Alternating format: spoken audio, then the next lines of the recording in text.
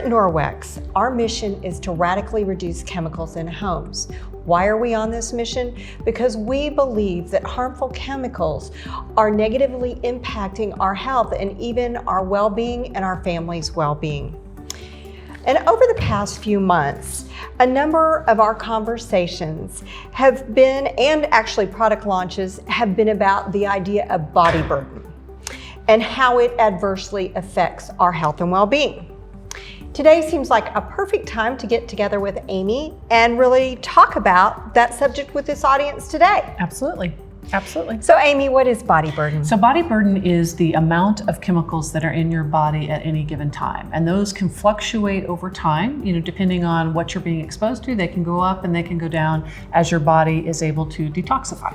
Great. It sounds pretty simple. We're going to explore that more. And maybe you could give us a couple of clear examples about what chemicals those might be or what we found. Absolutely. So the Environmental Working Group back in 2008 actually did a study on cord blood, the cord blood of 10 newborns. And this was a pretty revolutionary study and kind of a call to action because it showed that in the cord blood of those newborns, there were already harmful contaminants. And in fact, they had found a little more than 200 different industrial contaminants. And before this time, it had been assumed that within the womb, you were protected, the baby was protected. But what we found was that the mother's body burden in many ways was being transferred to the baby in utero. So a big wake-up call. Sure. And there were other things that came out of that study as well. Right. 100% of them also had lead contamination in their cord blood, and they had also the flame retardants, the PBDEs as well. What seems just so striking to me is this is at birth. Right. And I have to say, at birth, wow. So this means that those mothers somehow had it in their bodies, took it into their bodies, and then it transferred to these unborn children. Right, right. And sometimes, some of those contaminants will have been within the mother for decades. Some of these long-term pollutants and harmful chemicals that aren't detoxified quickly, so they stay in the body for decades. Some of the other stats that I think are certainly attention-getting are when we see that toddlers have a little bit more than 3 times as much flame retardants in their bodies as their mothers do, which tells us that children, infants, toddlers are really much more susceptible to their exposures, right? They're smaller, and because of that, they're not able to process their exposures the way you and I as adults might be able to. And what Amy, I just think about this because really those flame retardants were designed to keep our children safe, right? And so to protect them from fire in the home or whatever, it's in their bedding, it's in their pajamas. They're just ubiquitous in the home. They're everywhere. And we are trying to be safe. I know. That's the key. Okay. Exactly. So beyond the toddlers, 6-year-olds, talk to me about 6-year-olds, what we found. Bisphenol A, BPA, that's something I know that is fortunately gained a lot of attention. When there have been studies done, they've found that 93% of people, children 6 years and older, have BPA in their blood and in their urine. So that's another ingredient, chemical that's ubiquitous in our exposures. You get it certainly in plastic, you get it in different types of plastic, whether it's food storage or even things like rubber hoses that you use in your lawn. BPA is in so many different things, and our exposures are considerably greater than we would like. I've been noticing on a lot of plastics these days, they're even being labeled BPA free. So that's something consumers can look for when you pick up something plastic if this is a concern of yours. Some of the issues with this is oftentimes when we replace something that is harmful like BPA, we replace it with something that we think is good, but then we find is actually just as harmful or even more harmful. So when we were looking at replacing BPA, we would replace it with BPS, and now we're finding that BPS has some of the same endocrine disruption issues and challenges that BPA does. So just trying to look out for that as we're making those swaps and those changes. And in that swap, plastic is everywhere. It's ubiquitous. Yes, big. It's everywhere.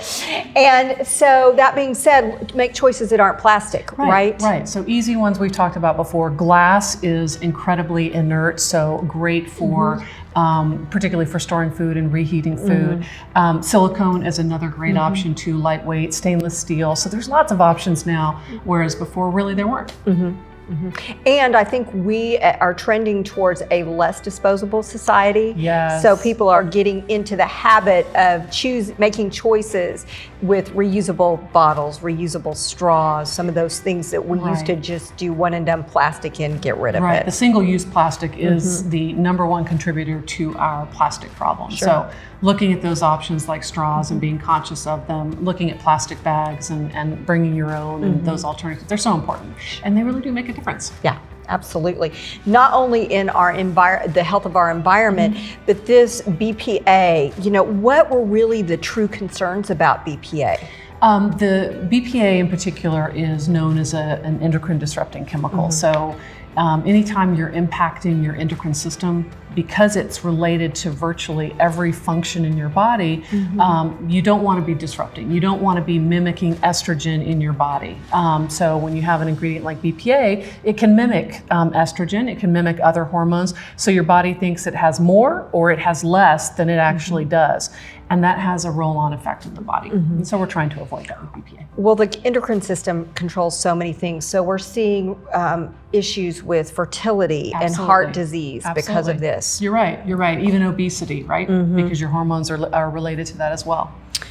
Okay, and then there was some large number about contaminants found in adults. So we took this past children. Right. So looking at adults, when they have tested the blood of adults, they found 700 different contaminants in the blood. So it does give you this, I think, a better perspective on what we're all being exposed to on a daily basis and how it accumulates in the body.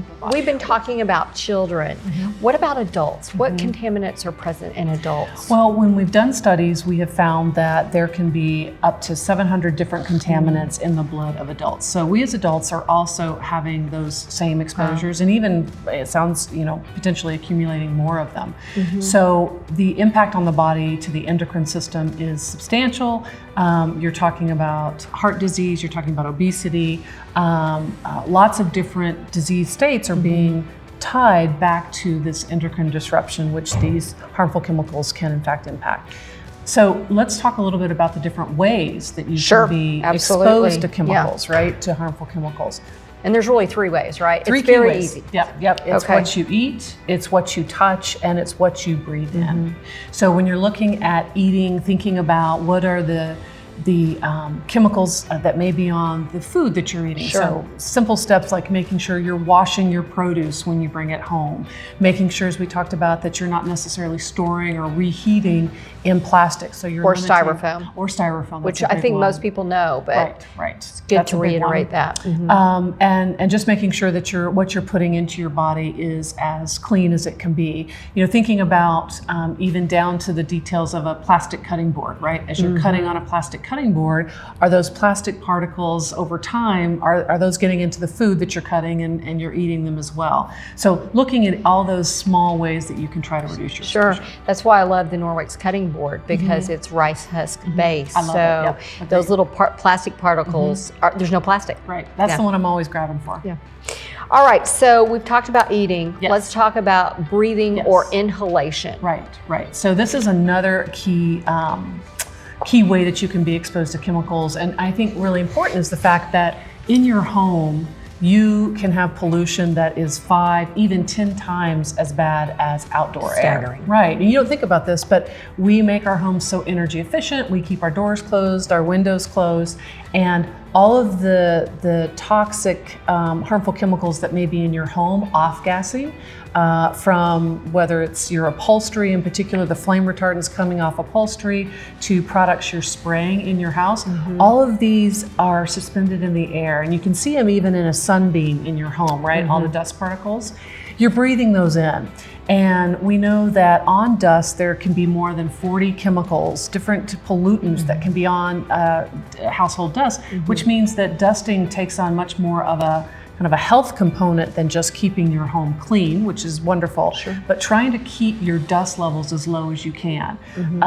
Other areas that I think are really important are when you're coming in your home, having a doormat at your doors, because a tremendous amount of what you're bringing into your home is you're bringing in yourself on the bottoms of your feet. So I love having doormats in my house. And if you can get in the habit, taking off your shoes. I love that. Right? My children if you will can never get, do yes. that.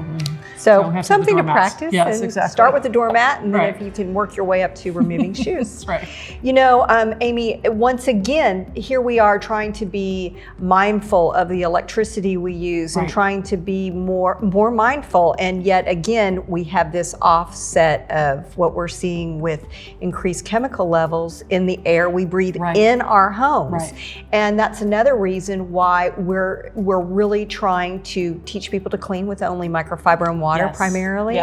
And then also have some other targeted products that have just don't have those harmful chemicals. Harmful chemicals. Totally agree. Okay, so the last thing that we can do, or how do we take these chemicals in? Okay, so last one is on your skin, of course, what you're putting on your skin. And most of us think of that when we talk about body burden, we do, right? We do. It's one of the first places you think about what's going on, what you're putting on yourself. And I think if you look at some of the studies, on average, women are using roughly 12 personal care topical products every single day. So think about your deodorant, your shower gel, your hair products, what you put on your face. And all of these can certainly accumulate in the body, and that's what contributes to your body burden.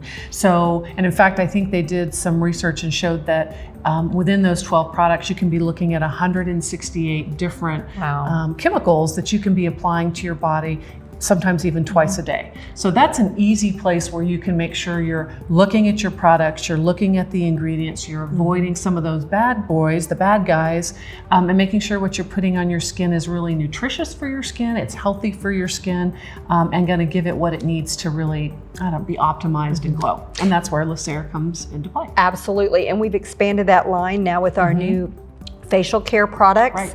We have things for your hair, things for your body. You can feel confident that you're using these on yourself as well as your family, that you're keeping those harmful things off of their skin. What are some of those ingredients people should be looking for on labels, Amy? So the ones that we avoid certainly are the parabens in our skincare products, avoiding SLS and SLES, avoiding phthalates, some of the basic guys that you want to be looking out for. I was thinking also any time that you can actually reduce the number of products you're using and have products that are highly effective, or even thinking about, instead of a cleanser, using our body cloth or using our makeup removal cloth. That's just one less product that you have to be applying to your skin, and you can get great results with that. Maybe do a product audit at your house, because how many of those products do we really need that we're putting on our skin?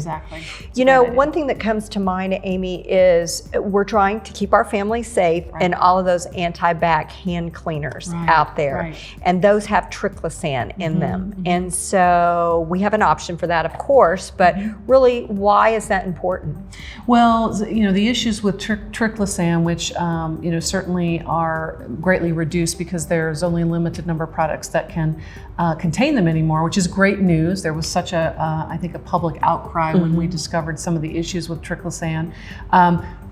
Trying to avoid those antibacterial agents that you don't actually really need when you're washing your hands anyway. I think there was a study that showed that you could remove like 95-96% of bacteria just by using water. Washing your hands with water for a predetermined amount of time tells you don't necessarily need to be using those types of products. But looking for products like ours, like our peppermint foaming soap, that don't contain any of those bad guys, and also have just I love peppermint, a wonderful fragrance that go along with it. Yeah.